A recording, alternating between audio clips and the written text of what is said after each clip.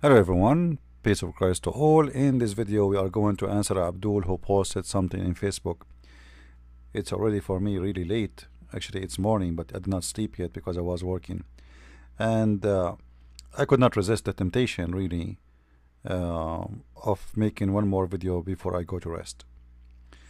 This is Abdul. He is posting those questions in Facebook. And by the way, Abdul, Muslims, when they post questions, they themselves, they never read the questions. They copy paste from each other.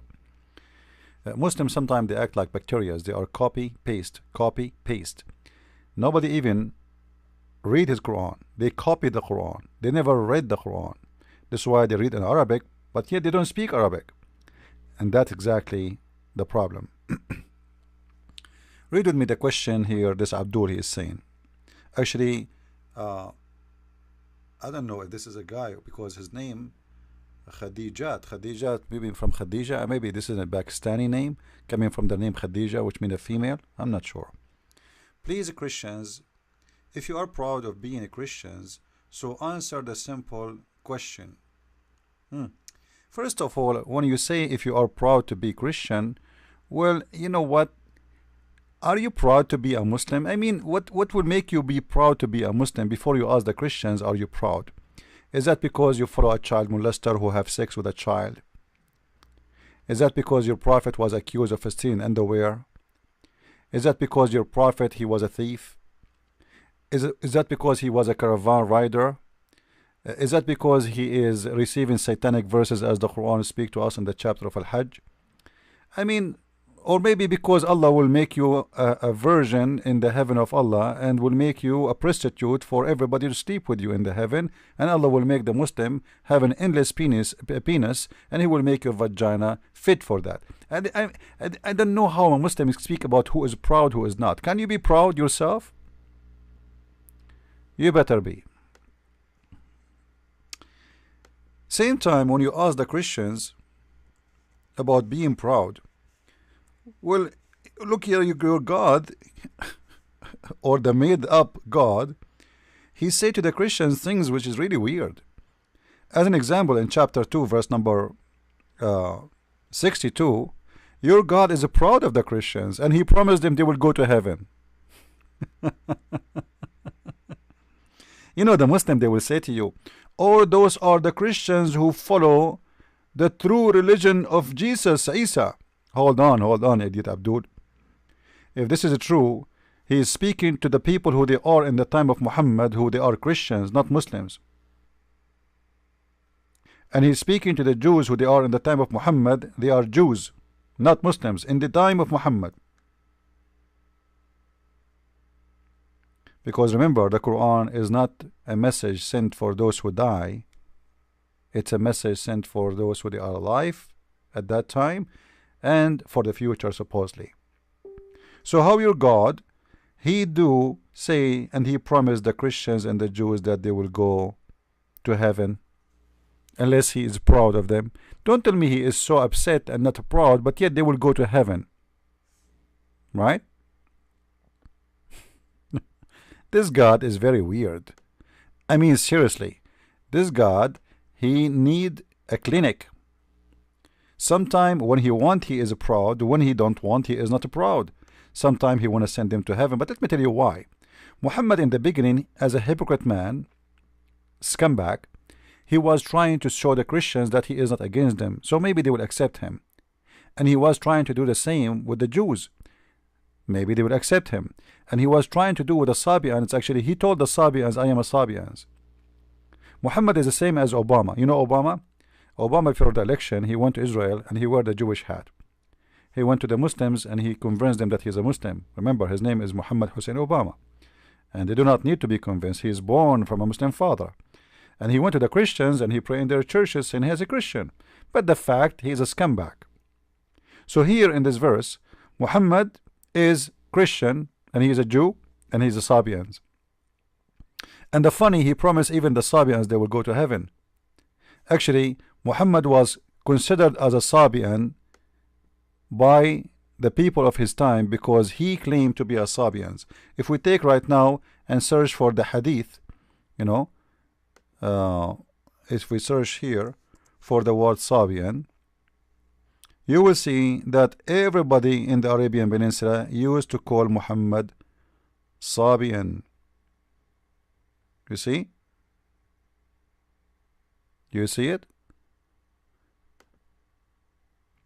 Anyone who convert to Islam, people they call him Sabian. Sabian. Did you become a Sabian like Muhammad? Why they were confused about Muhammad and the Sabians? Because Muhammad in the beginning of his lifetime, he claimed to be Sabian, and actually he took a lot of things from the Sabians too, like the way he wash, many things. You know, we make many videos about it. So Muhammad as a Sabi'i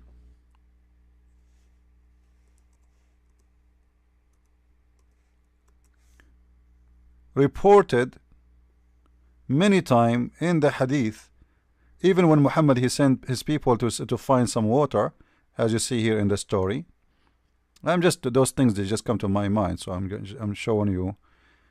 You see here, Muhammad he ordered some of his men to find water, and then they met a woman who was sitting in a camel between the two bags, etc. And then they said to her, "Where do you find this water?" She replied, "Well, I was in that place, etc., etc." And then they requested her to come with them. She asked, "Where?" They said, "To Allah Messenger." To Allah Messenger. Let me move the page a little bit so you can see it. And then she said, "Do you mean the man who is a Sabi?" Sabi is a singular name of Sabian, which means a Sabi. You know, like when you say Jewish, you say a Jew. So Sabi is for one man who is a Sabian. He is from the religion of the Sabian. So she said, "Is he the Sabi'i? With the new religion?" They said, "Yes, the same person." Look, they did not say he is not a Sabi'i. Right? In the other hadith, when they ask a guy, a normal guy, "Did you become a Sabi?" He said, "No, I became embrace Islam." Here they are confirming that Muhammad is Sabi. Anyway, so if we go back a little bit to the verse in the Quran,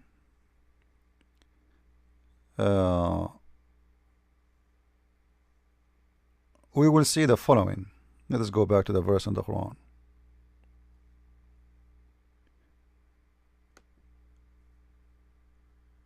The Muslim, he was asking, remember, "Can you show me where Jesus' name was mentioned in the Old Testament? That God has a son?" I want to ask the Muslims, I want to make a challenge to the Muslims. Can you show me where we can find that the Jews in their book, they call the Uzair the son of Allah? First of all, not even one Jew believe in Allah.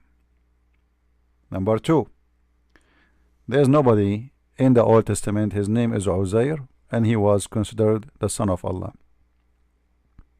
So you, Abdul, look at this disaster. You Muslims, you accuse the Jews and the Christian, they change the Bible, and they make Jesus son of God, and they make Uzair son of God. And then we don't find any Uzair in the Old Testament, he is a son of God. So who is the scumbag here? Are you telling me those people, they changed their book and their religion to believe in a son of God, but there is no son of God? Because if there is a son of God, as you are saying, it should be in the Old Testament. Remember, this is the question of the Abdul. That's not my question. The Abdul is asking question. Abdul is being smart. He is saying, do we have, there is a verses in the Old Testament mention that there is, you know, Jesus Christ, he is going to be son of God? My friend, where we can find Uzair in the Old Testament? If you are asking me, just to show you the hypocrisy of the Abdul, if you're asking me for a proof from the Old Testament, do you believe in the Old Testament anyway? In the Old Testament, there is more than 350 prophecies speak about Jesus coming. You can go right now and search in Google. Actually, I did not work for it. I just searched, you know. It says 353. Actually, I believe there's more, but I will go with this. And a long list. Now, even the names, which is because Jesus have many names, my friend, and those you don't. The Muslims, the problem, do not know even what Jesus mean. There's no names in the Bible. The Bible is not the book of names. There's a video. You can go right now and search for secret code hide in the book of Genesis. And you will see how the secret code, which is not really a secret code, but it is a code for us because most of us we are ignorant. You will see even the names of Adam all the way to Noah, the children of Adam all the way to Noah, even the names predicting and prophesying of the coming Messiah. But yet the Abdul, he cannot see that. 355 prophecy in this page alone about Jesus. And yet the Abdul is asking for a proof. And we cannot find one prophecy about Muhammad, and yet the Quran says that the Christians and the Jews are believers. And then the Muslims, they say to you, no, no, no, we have a prophecy about Muhammad. We do. Where we can find that? They will say to you, here we go. If we go the Quran, we will see that the Quran says that there is in the gospel, there's Jesus, he said, there is a prophet will come after me, his name is Ahmad. His name is what? Ahmad. Hold on. First of all, Ahmad is not the same as Muhammad, it's a different thing. The Muslim, they say to you, it has the same meaning. Actually, no, it's not the same meaning. Same time, a name is a name. Either his name is Ahmad or his name is Muhammad. But look what the problem here we have. The Muslim Abdul, the smart one, like he did that. As I said, Muslims are copy-paste. Didat told them that he found the name of Muhammad in the Song of Songs. Muhammadim, Muhammadim, which have nothing to do with the name of Muhammad. The name of Muhammad actually is Qatham.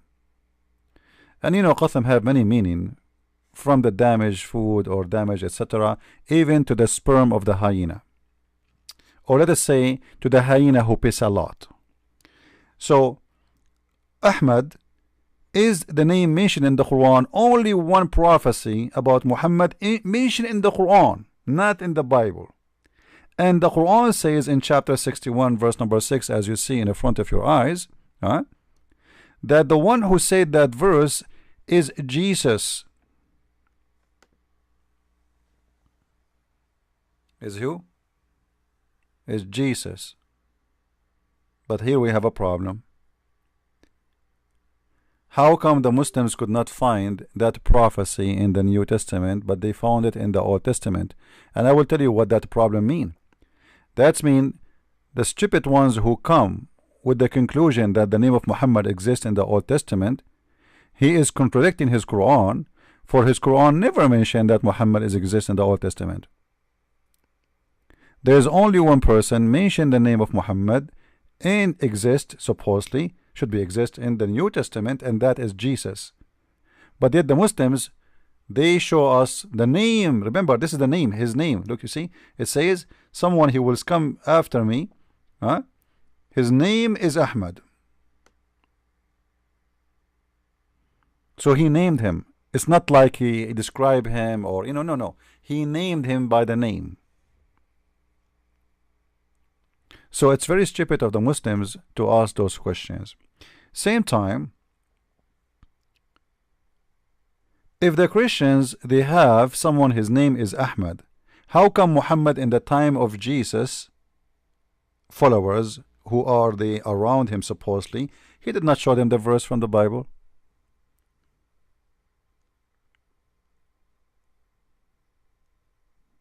He did not show them the verse from the Bible. Why? Is it there? It should be there. If the Muslim, they want to say the Christians, they took it off, that will make their prophet a scumbag again. Why? Because Muhammad, he took an oath. Let me see if I can find the verse, the hadith.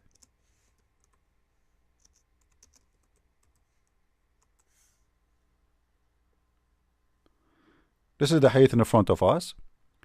Muhammad, he is taking an oath by the Old Testament. Now, what this hadith proved to us regarding this issue, that Muhammad, when he took the oath, he is simply saying it clearly that I believe in this book. Let's make it more clear. I believe in this book. And by the way, this is Hasan, this is Sahih Hadith. This is not a bad hadith. I will make it smaller so you guys can see more of the text. I think it's clear already. Alright. And just to show you that it is Hasan, you know, and we will make it smaller more and more. Let us see. Here we go. You see? So Muslim cannot say this is da'if. This is a fat hadith. You know, they say hadith, fat, skinny, and etc. And by the way, even the da'if one is a good one for ignorant stupid who do not know. You can go and search right now for the videos made by Sheikh Hamza. He explained to the idiot ones of the Muslims that a da'if hadith is okay. It pass. Alright? So look what your prophet, the prophet of the Abdul, he doing here.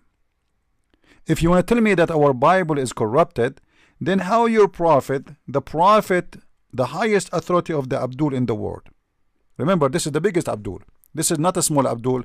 There's a fat Abdul, small Abdul, big Abdul, a skinny Abdul. There's all kind of Abdul. This is the biggest Abdul in the history of Muslims. He is really so big. Alright? I will take the things here so you guys can see with me. And nothing can bother you in the way. Alright, here we go. We have full screen. If you read with me here, in this issue here, you will see Muhammad, he put his hand on the Torah and he said, I believe in thee and the one who revealed thee.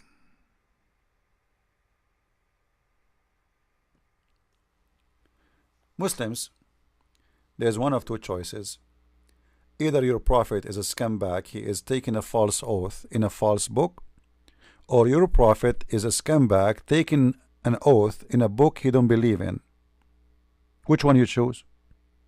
Because if the book in the time of Muhammad is corrupt, then how your prophet he do such a crazy thing, taking an oath by a book which is not supposedly approved?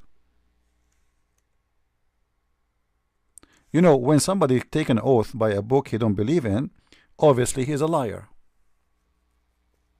So Muhammad, he withdrew the caution. He told them, bring me the Torah. He said, who said that? Muhammad, the child molester. Bring me the Torah. By the way, I'm not insulting, but please don't take me wrong, brothers. Muslim brothers, don't take me wrong. I'm not insulting your prophet. He is a child molester. I'm just stating a fact.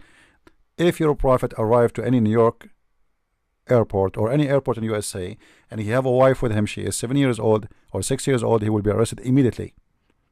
Alright? We have a congressman, he is in jail right now just because he sent his picture or the picture of his whiner to a 15 years old. Your prophet, he have a wife, she is 6 years old, so he is a child molester. So look, the child molester, he said, bring me the Torah. And then he placed the Torah in a pillow he used to sit in, which means Muhammad is in the front of the Jews is being very much careful about being hypocrite to the Jews. He's showing too much respect to the Torah. And by the way, the Torah at that time is not the same as a book today. You see, the Jews always, they have it like a scroll, you know, they open it up. So, and then they brought for him the Torah. And they place it on the cushion. And then Muhammad, he is taking an oath. He said, I believe in thee and in the one or him who revealed thee. This means the name of Uzair must be in the Torah at that time. But Muhammad, he failed to show them the name of Uzair. Where is Uzair? He failed to show the Christians his name in the New Testament. Where is Ahmad?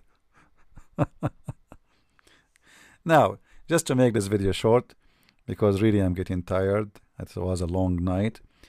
Not because, you know, for sure I don't have 4 wives like Muhammad, or 13 wives, or 17 sex slaves like the sheikhs of Islam. But you know, I was working hard, and studying at the same time, because you know, knowledge never ends. The second question here by this Abdul here, he's asking for verses. We just showed you there's tons of verses in the Bible. Here we go. I will post the link here under the video, so people they can see the list of prophecy about the Messiah. All those. Imagine the Muslims, they were dancing for finding the word Muhammadim in the Old Testament. Imagine all of this. Oh, look. All right, you see, all of this is a prophesying about Jesus. All right, you see, I'm just scrolling down. All of this. That's enough. Otherwise, you Abdul, you might get dizzy, and then Allah cannot save you. You know, Muhammad, he died because of poison, and the Muslim did not bury him for 3 days, hoping that something will happen, a miracle will happen. So my challenge to the Muslims, where we can find Uzair? Especially your prophet, he approved the book, the Torah, and he swear by it, and he took an oath on it. And same time, when he took an oath on it, there is a verses in that book, it says Uzair is the son of Allah.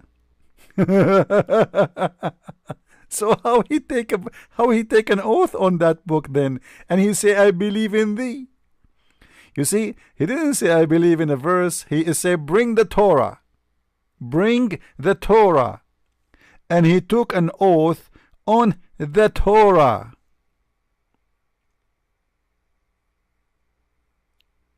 Obviously your prophet is a scumbag. Secondly, they talk about Jesus being a man. I talk about that many times. How Jesus can be God and he is man, and etc. You know, Abdul, the question should be given to you. Your God is the man. If we go right now and we search in the Quran, we will find that your God Allah, at the end of the time, he will show his leg. يوم يكشف عن ساق ويدعون إلى السجود فلا يستطيعون. Chapter 68, verse number 42. Some Abdul, they try to fool you. They say this is not a leg. Allah will not show his leg. This is about war. The old time, the Arab, they say يكشف عن ساق mean it's a war. Hold on, no. Don't play with me. Don't play with me. You cannot play. It says it clearly, the shin will be laid bare. How we can prove that? We go to the hadith. Don't tell me you know more than your prophet. I mean, come on. This is the biggest scumbag ever. He is going to explain to you what the Quran is saying and what he meant. And don't tell me you know more than your prophet. Remember, Muhammad, he have a PhD, UFO, unknown sources of PhD, about things nobody heard before. So he know better than you for sure. You have to accept whatever the prophet he say. So look what the prophet he says about the leg of Allah. First of all, in Sahih al-Bukhari, your prophet he come from, I'm not going to show you tons of reference just because the video is getting longer and people don't like a long video. What I can do, you know, I don't know what to do really. I'm trying to make it really short, but as you see, the prophet said the people will be thrown in the hellfire, etc. And then at the end, Allah, he will put his foot over it. Over what? Over the fire. All right. And it will say, cut, cut. Which in Arabic, qat, as you see here. So your God Allah is not a human, but he have feet, he have hand. We can show you he have fingers, he have 10 fingers. You know, like a God, he have 10 fingers. I mean, how seriously? Why he have 10 fingers? What he's going to do with them? One for the boogers, one to clean. I don't know. Like, you tell me. Why Allah? You know, when somebody says fingers, the funny, the Muslims, they say to you, there's a verse in the Quran. It says that nothing is the same or the likeness of Allah. Nothing is the likeness of Allah. But in the same time, we find that Allah, He is describing Himself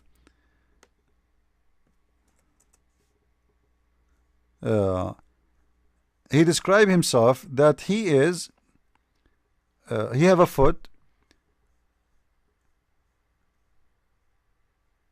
Let's see. Oh boy. Anyway, so the verse says Allah nobody have the likeness of Allah, and then Allah, He described that He have a foot, and Allah, He have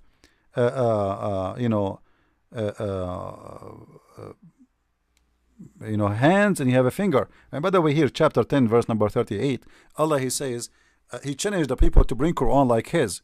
And if you remember, we have a chapter in the Quran, it's called the Satanic Verses chapter, a chapter of Al-Hajj, where Shaitan, he gave Muhammad Quran, and even Muhammad did not notice.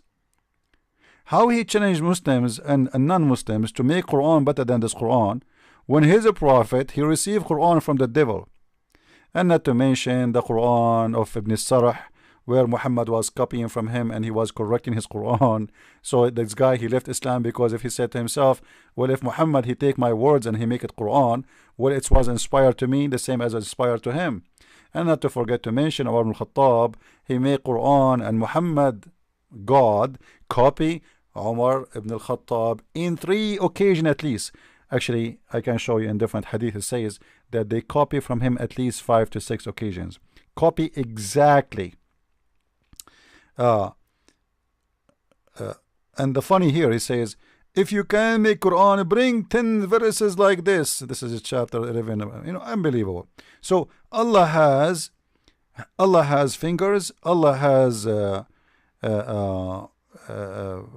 foot. Allah have legs, etc. And yet the Muslim, they say to us, Allah, nothing is the same or the likeness of Allah. There's nothing. In the same time, the funny, just to show you here, Muhammad, he described Allah. If you remember, they asked Muhammad, are we going to see Allah in the judgment day? Are we going to see? Alright. They said to him, O Allah Messenger, are we going to see our Lord in the day of resurrection? He said, do you crowd and squeeze each other on looking at the sun when it was not hiding in about the cloud? So actually the translation is funny, but anyway, so he's saying he could confirm, for sure you will see Allah. But how they will see Allah? We go down, we will find how they will see Allah. Allah will come to them in a shape other than the shape which they knew. So Allah what? Allah have shape, and He changed His shape other than the one which they knew or they saw first time. And when He come to them, they will say to Him, you are not Allah. They will kick His ass. So Allah will go to His closet and He changed His shape, and then He will come to them. And imagine first time when He come, they will say to Him, we seek refuge from you, brother. You are not Allah, which means they consider Him Shaitan. And they will not follow Him. And Allah then He will go. He is very disappointed. Alright. And now He will come to them in the shape which they saw first time. Like what? Actually, they changed the translation. The translation, it says the one they saw first time. Then it says Allah will come to us and we will recognize Him.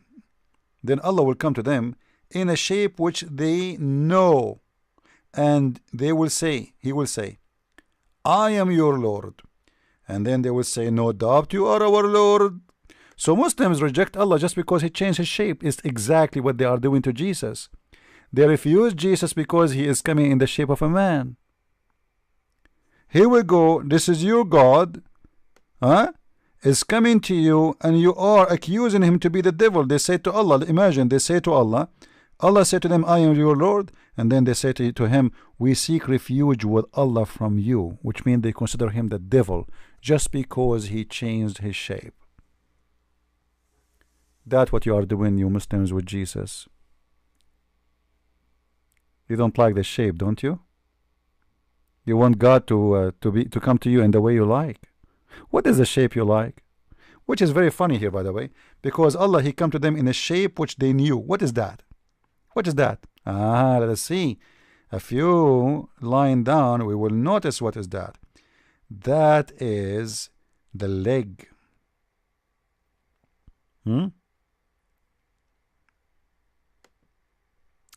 Actually, in this hadith, it doesn't show really the leg. Where is the saq? Let's see.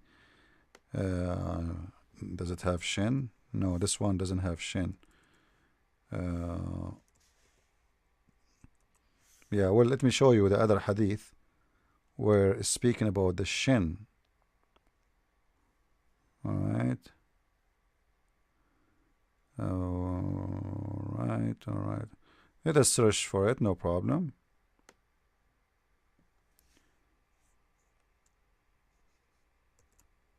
No, يكشف عن ساق. يكشف.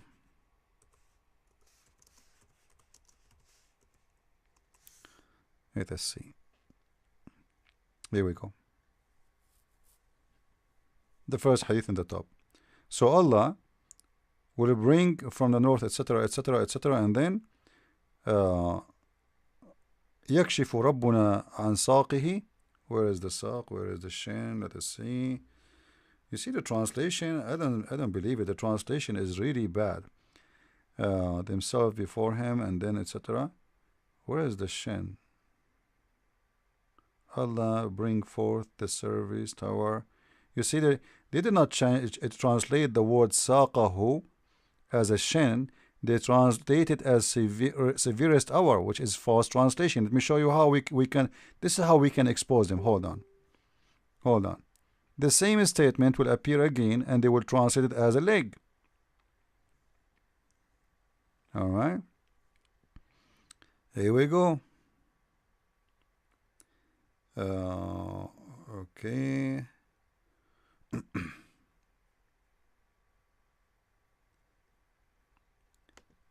Let us see this one. It's endless, you know. Those Muslims, unbelievable. You see, guys, look. The same statement there, they say it's severe hour. They did not say saq. They did not translate the saq. يوم يكشف عن ساق. Look what the translation. When the shank would be uncovered. What is the shank of Allah, Muslims? It must be a holy shank. Allah have a shank? What does that mean?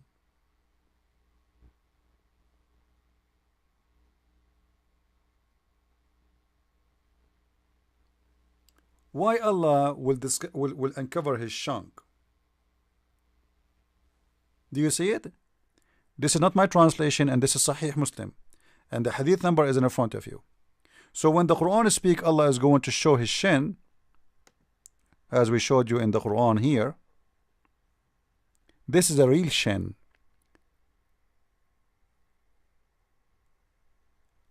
And we expose the truth in the hadith in front of you, that Allah, he have a shin, and he have a hand, and he have a face. And actually, I have a debate with two Muslim scholars, the head of the Islamic Center of Tennessee. You can go watch it, the Dr. Nabil Bayaqli, and the Imam of the Mosque of the Tennessee, his name Malik Sar, and they agree that Allah, yes, have a physical being, and he have a shin, he have a leg, he have a hand. But look what they say to me.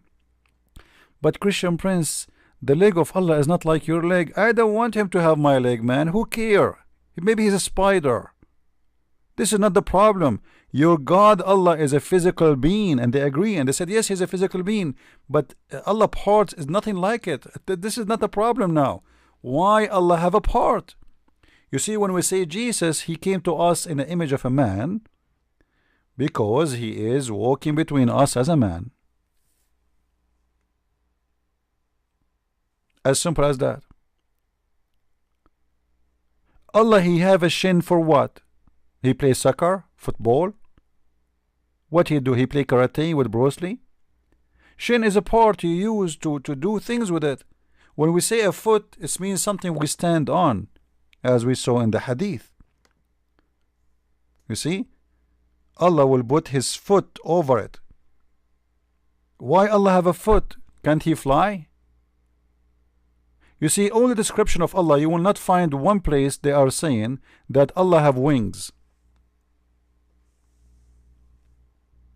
And not only that, just one more thing, I will finish the video because it's getting longer. Muhammad himself, he described Allah as a fat, short man, and we spoke about this many times, but it is, just to add for those who maybe first time they are seeing this. And as you see, Muslim, this is Sahih. This is what? This is Sahih. Muhammad, he said to the Muslims, don't be confused between Allah and the false Messiah. Hold on, the Dajjal, the Antichrist. The Antichrist, he will come as a man. Why the Muslim, they will be confused between the Antichrist, who is a man, and Allah? I mean, what is the chance of confusion? If I am a man, and he is God, and he is not a man, why people will be confused between my look and Allah look, unless Allah have a same look? So look what he said. I have told you much about the Dajjal, Antichrist, etc., that I am afraid you might not understand. So why you are telling them if they won't understand? The Antichrist is short, hinted, woolly-haired, one-eyed, one eye slight, etc. So he's describing the fat guy, the short guy who have a curly hair. He have a problem with the eye, and then he said to them, so if you are confused about him, know that your Allah is not one-eyed. What? He's describing a fat, short man, and the only difference between him and Allah is the eye? So your God is the man? You see, this story here, to be accurate, should be comparing between the true Messiah and the false Messiah, not between the false Messiah and Allah. But Muhammad is not comparing between the false Messiah and the Messiah. He's comparing between the Messiah, which is the false one, and Allah, and the only difference between the two description, which is description of a man, perfect man, as you see, hair, eyes, etc. The only difference that Allah is not one-eyed, so Allah have two eyes, and his both eyes are fine. The other guy, his eye is damaged. So who is the man here? So Abdul, for the sake of the fig, your God, he swear by the fig, right? I want you, before you ask us the Christians the questions, I want you to say, I swear by fig, I challenge any Christian to answer this question. And then maybe we will answer you, and we will say to you, we swear by the watermelon, that watermelon is a risk when it is in the hand of a Muslim, because remember, there's a fatwa that Muslims, they can have sex with watermelon by making a hole in it. I mean, what kind of silly religion and what kind of a stupid religion you Muslims follow? You make us sick, your God is sick, and this is a religion of stupidity. And they assume, the Muslim, they assume that you Christians are ignorant, therefore we can fool you, we can lie to you, we can say whatever we want, and we can get away with it because you are not educated. Not anymore, my friends. Those people, they know a lot about Islam. A child who watched my video, he can refute your God big time. Big time. And you Muslims cannot answer. With this, I want to say thank you for listening. Don't forget, if you like to read more, you can read my books, The Deception of Allah and Quran and Science and Depth. Those two books, they complete each other. I advise everybody to have it. And we have the French book, which is called The Secret to Prophet Arab, for those who speak of French in French countries. And soon we will have our new books. It's going to be in Swedish and in German to be published. And we are working in that to make it happen soon. Christ is Lord. Islam is false. I mean to that. Thank you.